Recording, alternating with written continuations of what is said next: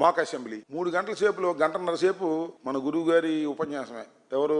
లోకేష్ గారి నాన్నగారి ఉపన్యాసం. కాముగా వెళ్ళిపోవడమే కాదు, దానిలో ఒక పాత్రధారుని ఒక టీవీ ఇంటర్వ్యూ చేసింది. ఇంటర్వ్యూ చేస్తే సరే అతను ఏదో పాత్ర వహించాడు, ఏ పాత్ర వహించాడో నాకు తెలియదు, నాకు అనవసరం కూడా. నీ ఇష్టమైన పొలిటీషియన్ అంటే నా hero, super hero Jaganmohan Reddy అని చెప్పాడు. చూసారా మీరు? చూడపోతే చూడండి. అంటే ఎందుకయ్యా నీకు జగన్మోహన్ రెడ్డి అంటే ఇష్టం అంటే, స్కూళ్ళు బాగు చేశాడండి, చదువులు బాగు చేశాడండి అని చెప్పాడు. తర్వాత దాన్ని ఏదో తిమ్మిని బొమ్మిని చేసి మళ్ళీ అతని చేత ఏదో చెప్పుకోవడానికి ప్రయత్నం చేశాను. నేను చెప్పదలుచుకున్నటువంటి అంశం ఏమిటంటే, నువ్వు పిల్లల్ని ఎంత ట్రైనింగ్ చేసినా వారి గుండెల్లో జగన్మోహన్ రెడ్డి ఉన్నాడు. ఎందుకో తెలుసా?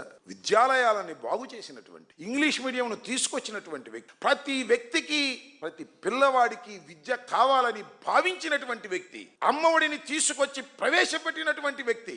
అందువల్ల విద్యార్థుల హృదయాలలో ఆ నోట విని ఆయన సూపర్ హీరోగా భావించారు.